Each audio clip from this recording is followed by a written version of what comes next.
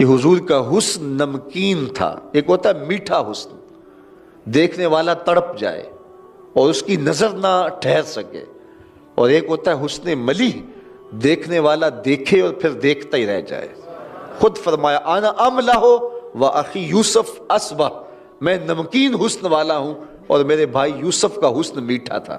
وہاں زنان مصر کی انگلیاں کٹ گئیں، اور یہاں معاملہ ایسا بظاہر نہیں ہوا، اس لیے کہ حضور کے جمال کے اوپر پردے رکھے گئے تھے. اگر وہ جلوہ کریں تو کون تماشائی ہو، اس لیے 70,000 بشریت کے پردے حضور کے جمال پر ڈالے گئے تھے. تو حضور کے حسن کے لیے دوسرا لفظ جو حضرت ابو طفیل نے بیان کیا ملیحن، حضور کا حسن نمکین تھا. اور تیسرا لفظ جو استعمال کیا وہ ہے مقصد. مقصد کا معنی متوازن، ہر معاملے میں توازن. سوا صدر والبطن، پیٹ اور سینہ برابر. پیٹ اٹھا ہو سینہ پیچھے ہو تو حسن زائل ہو جاتا ہے، پیٹ چپکا ہو سینہ اٹھا ہو پھر بھی حسن زائل ہو جاتا ہے. لیسا بالطویل ولا بالکثیر، قد لمبا بہت زیادہ وہ بھی اچھا نہیں لگتا، پست قامتی بھی عیب ہے، درمیانی قد و قامت، ہر معاملے میں حسن. لیکن یہ بات آپ کو بتاؤں کہ حضور کا قد لمبا نہیں تھا، پست قامت بھی نہیں تھے، لیکن اللہ نے یہ شان دی تھی 10,000 کے اجتماع میں حضور بیٹھے ہوں یا کھڑے ہوں، اذا جامع الناس غمرہم، اللہ نے شان دی تھی. لمبے لمبے قد والے لوگ موجود ہوتے تھے، لیکن حضور تشریف لاتے تو حضور کے کندھے لوگوں کے سروں سے اونچے دکھائی دیتے. یہ اللہ اپنے محبوب کو شان عطا کی تھی. تو یہ 3 لفظ حضور کے حلیے کے حوالے سے یاد کر لیجئے. کان رسول اللہ صلی اللہ علیہ وسلم ابیض ملیحا مقصدا، یہ 3 لفظوں میں یاد کیا جا سکتا ہے. اور اگر عربی کے یہ لفظ یاد کرنے مشکل ہو تو تاجدار گولڑا نے پنجابی میں کامی سوکھا کر دیا ہے. مکھ چند بدر شاہ شانی ہے، متھے چمک دی لاٹ نورانی ہے، کالی زلف تے اکھ مستانی ہے، مخمور رکھی ہیں مد بھریاں. وہ جمال حضور کو دیا گیا جو کسی اور کا مقسوم نہیں. کل قمر لیلۃ البدر لم ارا قبلہ ولا بعدہ مثلہ. کہا کیا پوچھتے ہو، 14ویں رات کے چمکتے ہوئے چہرے کی طرح حضور کا چہرہ نور تھا. پھر حضرت ابو ہریرہ فرماتے نہیں حضور جیسا نہ پہلے دیکھا نہ بعد میں دیکھا. حسان بن ثابت بولے دیکھتے کیسے، کسی ماں نے جنم دیا ہوتا تو دیکھتے. خدا نے وہ سچائی پن چھڑیا جدے وچ محمد نو ٹالیا سی. حسینہ جمیلاں دا منہ موڑ دیتا، محمد بنا کے قلم توڑ دیتا. ثانی تو بڑی دور کی بات ہے، اس نبی کا تو سایہ بھی نہیں تھا. وہ اتنی بے مثل صورت، اللہ اکبر، مثل او در عالم مقام متصور نیست. اور اقبال نے کہا تھا روح مصطفیٰ ہے وہ آئینہ، کہ اب اس سا دوسرا آئینہ، نہ کسی کی بزم خیال میں نہ دکان آئینہ ساز میں. تو ممکن ہی نہیں ہے. خدا نے وہ سچائی پن چھڑیا جدے وچ محمد نو ٹالیا. وہ سراپا خیر ہی خیر ہیں، سراپا رحمت ہی رحمت ہیں.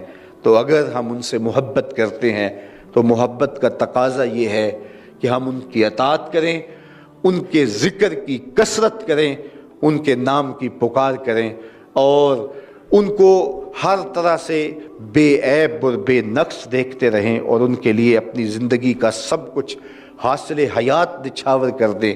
یہ تقاضا محبت ہے.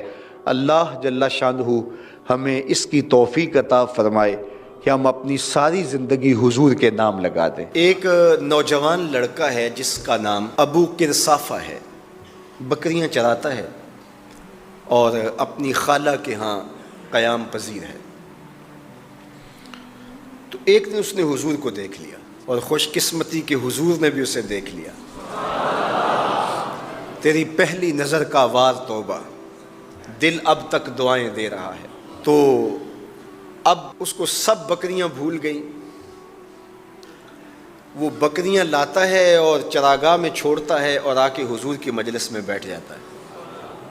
ایک دن خالہ کو پتہ چل گیا کہ یہ تو سارا دن وہاں بیٹھا رہتا ہے، تو اس نے سختی سے منع کر دیا کہ تم وہاں نہیں جاؤ گے. اب ایک دن تو کاٹا، 2 دن کاٹے، لیکن برداشت نہیں ہوتا. آ کے اپنی ماں کو اور خالہ کو بٹھا کے ابو قرصافہ کہنے لگے، نوجوان لڑکا ہے، کہ میں تمہاری بات مان لیتا ہوں، نہیں جاؤں گا، لیکن ایک بات تو میری مان لو. انہوں نے کہا کیا؟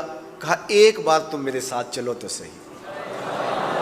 اس کے بعد اگر تم نے روکا تو رک جاؤں گا، ایک بار تم نے میرے ساتھ جانا ہے۔ انہوں نے کہا ٹھیک ہے ہم چلے جاتے ہیں۔ حامی بھر لی، خیال تھا کہ ٹھیک ہے اس کی کہنے پہ ہو آتے ہیں، اور اس کے بعد جو ہے وہ اس کو پھر زور بھی دینا پڑے گا، اس کی شرط پوری ہو جائے گی۔ اب ابو قرصافہ اپنی ماں کو، اپنی خالہ کو لے کر حضور کی دہلیز پہ پہنچا۔ کچھ دیر بیٹھے اور واپس چلے تو اسے بے چینی تھی کہ اب یہ کیا بولتے ہیں، چونکہ اس کا مستقبل بھی اس پہ لگا ہوا تھا۔ اب اس کے دل کی دھڑکنیں تھم رہی ہیں کہ پتہ نہیں میری ماں کیا بولتی ہے، میری خالہ کیا بولتی ہے۔ تو ابو قرصافہ کی خالہ نے بول کے کہا ما رأینا مثل ھذا الرجل، زندگی میں ایسا سونا بندہ دیکھا ہی نہیں۔ لکھاں لوگ آئے زمانے تے، محبوب خدا جیا کوئی نہیں۔ لکھاں لوگ آئے زمانے تے، محبوب خدا جیا کوئی نہیں۔ لکھاں سونے بن بن بیندے نے، او دی خاک پا جیا کوئی نہیں، او دی خاک پا جیا۔ اور اعظم چشتی مرحوم ساری زندگی حیرت میں گزار دیتے ہیں اور لکھتے ہیں کہ سمجھا نہیں ہنوز میرا عشق بے ثبات، سمجھا نہیں ہنوز میرا عشق بے ثبات، تو کائنات حسن ہے یا حسن کائنات، تو کائنات حسن ہے یا حسن کائنات۔ احسن وجہن، ابو قرصافہ کتنا سونا چہرہ تھا، کتنا سونا چہرہ تھا۔ ولا انقا ثوبا، اور جتنے سونے کپڑے تھے اتنے سونے کپڑے بھی کسی کو پہنے ہوئے نہیں دیکھا۔ اور تیسری بات فرمایا ولا الین کلاما، جتنی میٹھی باتیں کرتا تھا، شہد ٹپکتا تھا اس کے لہجے سے۔ اللہ اکبر، اس کے لہجے سے شہد ٹپکتا تھا۔ تینوں سینے دی میں ٹھنڈ آکھاں، شہد گلاب تے کھنڈ آکھاں، تینوں نبیاں دا میں لاڑا آکھاں، تیرے ہجر دے وچ میں ہاڑا آکھاں۔ تو کہا ابو قرصافہ آج کے بعد ہم تجھے نہیں روکیں گے، سویرے آیا کر، شام آیا کر، دوپہر آیا کر، تو جی بھر کے محمد کے چہرے کو دیکھا۔ مکھ چند بدر شاہ، متھے چمک دی لاٹ نورانی، کالی زلف تے اکھ، مخمور رکھی ہن مد بھریاں، دو ابرو کوس مثال دسن، دو ابرو کوس جیتی نوک مجا دے تیر چھٹن، لباں سرخ آنکھاں کے لال یمن، چٹے دند موتی دیاں ہن کریاں۔ سبحان اللہ ما اجمل کا، ما احسن کا، ما اکمل کا، کتھے مہر علی کتھے تیری ثنا، مشتاق اکھیں کتھے جا لڑی۔ اللہ اکبر۔ ابو قرصافہ کی خالہ پہلے تو وہ کہتی تھی جاتا کیوں ہے، اب اس کی اپنی کہانی۔ سودا لینے کے لیے بازار گئے، ہاتھ اس کے بکے جس کے خریدار گئے۔ اللہ اکبر۔ کہا کہ اتنا سونا کلام کرنے والا بھی میں نے آج تک نہیں دیکھا۔ پھر کہا ابو قرصافہ کیا کہوں، لگتا تھا اس کے چہرے میں سورج گھوم رہا ہے، ایسا حسین تھا، ایسا سونا تھا۔